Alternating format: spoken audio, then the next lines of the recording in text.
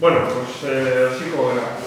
Gaurko kontzertukoa ematen dugu konkretuki bi gune urbanistikoen inguruan hitz egiteko, eta bata Ramongo eta bestea Altzate, gaizatu naiz espiratzea bakoitzaren dagoen. Zona hauek ordenatutak zeuden lehenagotik, 2004an hemen plan generala onartu zen, eta horren ondoren garatu egin ziren planeamenduak, eta ordenatutak zeuden. Eraikitzeko zeuden, baina momentu konkretu batean eta krisi immobiliarioaren ondorioz geratuak izan ziren, eta baita ere, udalak usten zuen bai bata eta bai besteak aldaketak egitea komenigarria zela, ez genuelako egokitzat ikusten plantatzen ziren ordenamendua, bakoitza arrazoi ezberdinengatik.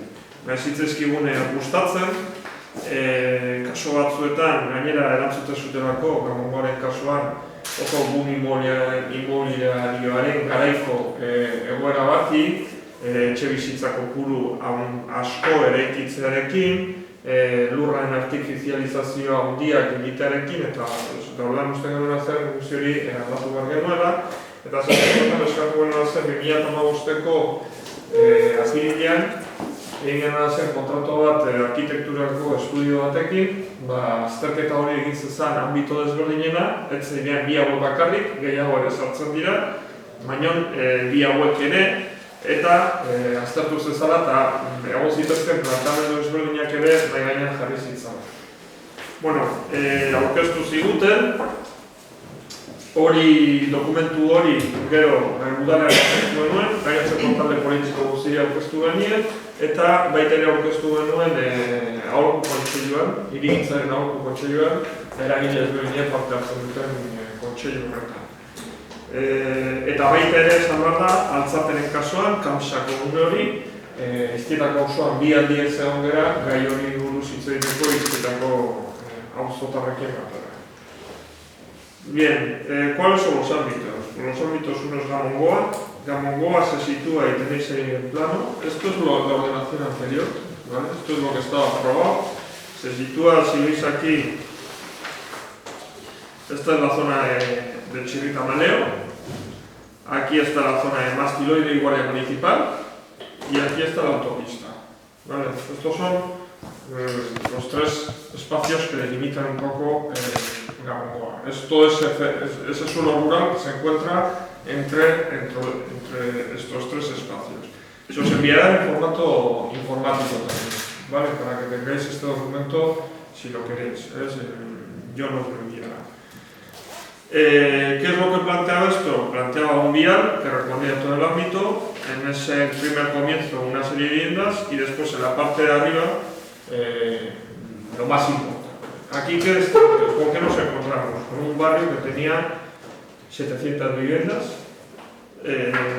y eso suponía prácticamente 2.000 personas, 2.000 y pico personas. Y desde nuestro punto de vista, este barrio tenía grandes carencias o deficiencias en cuanto a que había una gran artificialización del suelo, que el impacto visual que iba a tener sobre el conjunto de rentería era muy grande, que el desarrollo de este barrio sería muy difícil de hacerlo conjuntamente y que por tanto iría muy escalonadamente y que eso iba a ser un problema también para el barrio, que los servicios que iba a requerir el barrio también iban a ser un problema, que la falta de accesibilidad hacia ese lugar también iba a serlo, que requeriría un ascensor o alguna cosa de ese tipo. Es decir, el barrio se construye, pero el mantenimiento de ese barrio posterior nos parecía que iba a generar bastantes problemas. Además, como antes bien he comentado, nos parecía que ecológicamente y desde un punto de vista de la sostenibilidad no se ajustaba a criterios de sostenibilidad. Y eso es lo que... Este es el planteamiento que había y ante este planteamiento solicitamos el estudio y el estudio trae este otro, que es el que tenéis aquí. ¿Qué es lo que se plantea aquí? ¿Qué es lo que se consigue? Pues lo que se consigue es trasladar toda la edificación a la parte de abajo. Esto es, para que nos situemos, este es el edificio Guardia Municipal. Aquí están todos los edificios industriales, que algunos ya están abandonados, incluso tal. Está Viverri también, este es el edificio Viverri, y aquí lo que se trataría es generar un vial por la parte trasera, el vial actual que transcurriría por aquí se peatonaliza plenamente, se generan una serie de viviendas en esta zona de aquí y dejaríamos totalmente libre el espacio de arriba, que incluso es más, sería de cesión, es decir, sería para un parque público.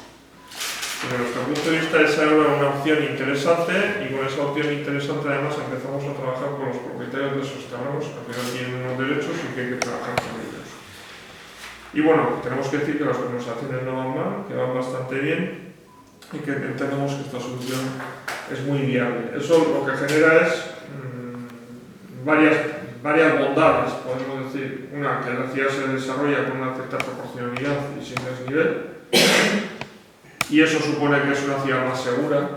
La trama urbana no desaparece, va construyéndose, y cuando la trama urbana sigue en un estado normal, la ciudad también es mucho más segura.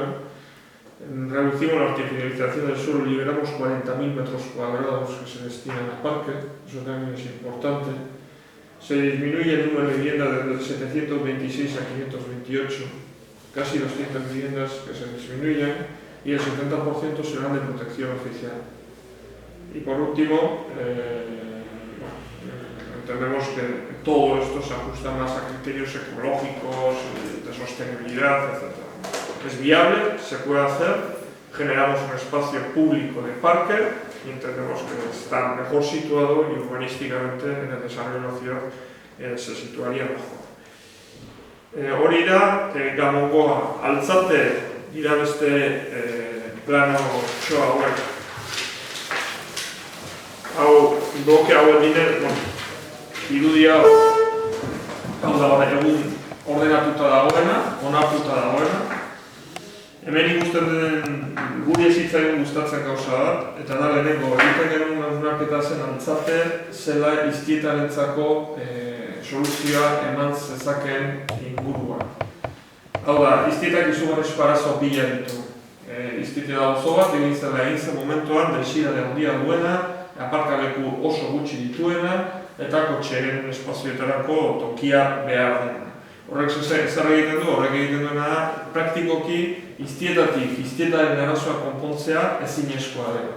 Behar dela beste espazio bat. Eta hor jotzen da, altzate edo kausako espazioa ulertzea iztietarentzako aukera eta oportunitate bat dela.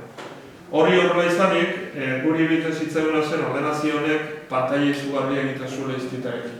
Ari gara hemen 4 bloke sortzen, daude 4 blokeak, irriloen ondoan, gero beste bat hemen, hau udalarena izango zena, eta beste bat hemen lezo, hor lezorekin ere eragiten. Lezorena izango litzatekena.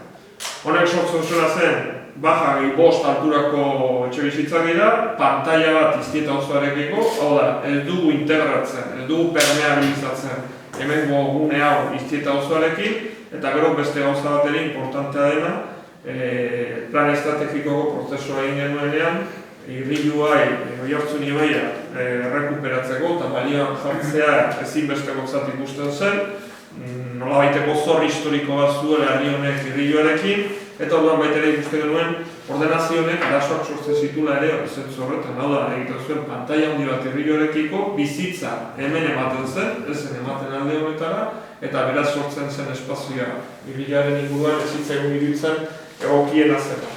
Eta hor, planteatzen da beste soluzioa. Soluzioak zer suposatzen du, eraikinak beste zantzu batean jartzen direla, pixka bat altuagoak dira eraikinagoak ere, hori izan behar da, baina eraikinagoak horrela jartzetik lortzen duguna da 3.000 metro liberatzen ditugula, lur liberatzen ditugula.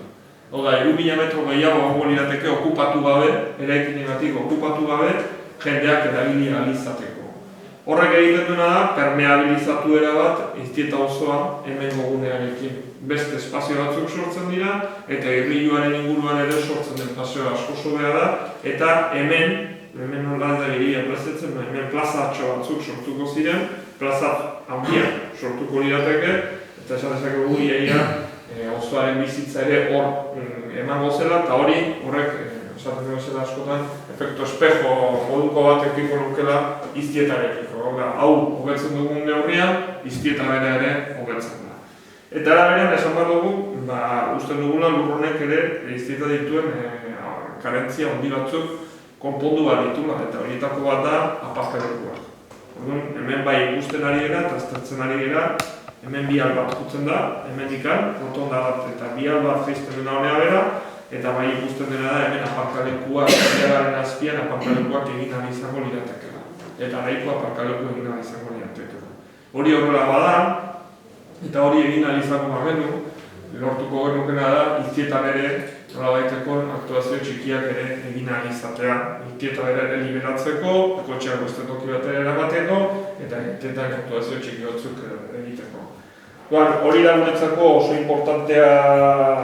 importantea zen gauza bat, eta horregatik zentzu horretan iruditzen zitzaigun iztietaren soluzio bezala plantatu behar genuela hau, eta estudio arkitektura honek planteamendu hau egin zigun. Guri esitzen gustatzen esaten duen bezala hau, iruditzen zitzaigun apantaiamentu handi bat sortzen zuela, eta beste honetan beste egitura bat du. Eta hemen azkeneko partzela bat dago ere guk ikusten duguna importantea dena hotel batera. Hotel bat bertan jartzeko. Orduan, hori da pixka bat egiten dugun planteamendua, jarraituko dugu aztertzen, jarraituko dugu anketa egiten, jabeekin hitz egiten, guzia aurrera eraman ahal izateko, berriro diot, zegoen, errealidade bat zegoen, ordenamendu bat onartuta zegoen, había una ordenación aprobada, esa era nuestra realidad, y lo que estamos planteando es la modificación de esa ordenación, porque entendemos que se ajusta mucho más a la realidad o a criterios que hoy en día en el urbanismo se han de aplicar, que son los de sostenibilidad y criterios de otro tipo. Hasta aquí, hay un fruto las viviendas se constituían en un número de viviendas, de densidad de viviendas. Sí. Y luego de todo eso, será así, probablemente, lo que es esto, luego dices que solo disminuyen a 200, no sé. 200. Pero vamos, digo que visualmente no me parece que eso tenga mucho más, no sé. No, pero sí, no, estas serían de planta baja más 6 y ático retranqueado. Ático retranqueado quiere decir que el ático se retranquea un poco de forma que visualmente no se ve. No es un 7, son 6 para la gente, lo que ven en realidad son 6 plantas. Y aquí, por lo que están entrando son tener en cuenta también que este ámbito, solamente como detalle, es un poco libre, tampoco nos hemos metido ahí, pero el ámbito de la Mongoa llega hasta aquí. Esta es la línea que llega al ámbito de la Mongoa. Eso quiere decir que este ámbito quedaría fuera. Aquí se preveía la construcción de un edificio también de viviendas de la operación que se hizo con la fábrica de Lecuona. Es decir, el ayuntamiento se quedó con la fábrica de Lecuona y dio posibilidad de edificabilidad en esta zona de aquí. Entonces, lo que el planteamiento es de alguna manera recoger en un mismo ámbito los dos ámbitos, de forma que se puedan hacer más edificios y poder encajar mejor todos. El primer planteamiento era siliar, trasero, pero se ha visto por parte de los propietarios sobre todo que este vial sería interesante porque separa el desmonte, que va a ser importante, de las propias viviendas. Y eso también es importante. Y aparte nos parece a nosotros también que eso permite que en esta zona de aquí se pueda generar un espacio peatonal, exclusivamente peatonal, legalizado, etc. Ez. Hau da estudio bat, egin dena, estudio hori trasladatu da, eta orain hitz ari gara proprietarioekin, gero tramitatu beharko balira planeamenduko aldaketak, tramitatu dituz. Denboratxo bat beharko du. Esan duzue, iztietako izinagunekin bialdiz dituztaretara baliatzen nola dute proposamena. Zertu beraiek egindako proposamenetatik hartu dituzuen erabaki horiek, udalak ere bere aldetik ikusi duen interesgarria da zela.